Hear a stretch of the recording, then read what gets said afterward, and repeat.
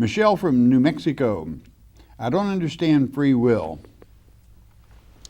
Well, you would have a hard time understanding this earth age if you didn't understand free will. Because in the first earth age, Satan rebelled and a third of God's children followed him and turned against God. And God could have killed all of them or destroyed them, but have you ever thought about what it would take to kill one of your own children?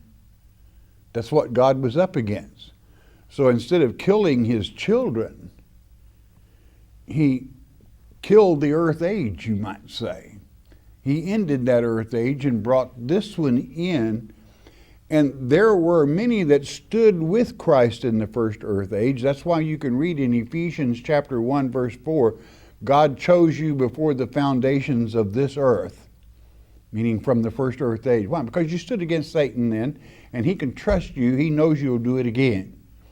Therefore, he has election, but most people have free will. Why? Because God wants them to love him and not Satan. And many say, well, God can do whatever he wants to. God will never make someone love him.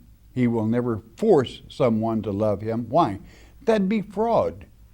That would be fake. It would not be love. You don't understand love if you don't understand free will.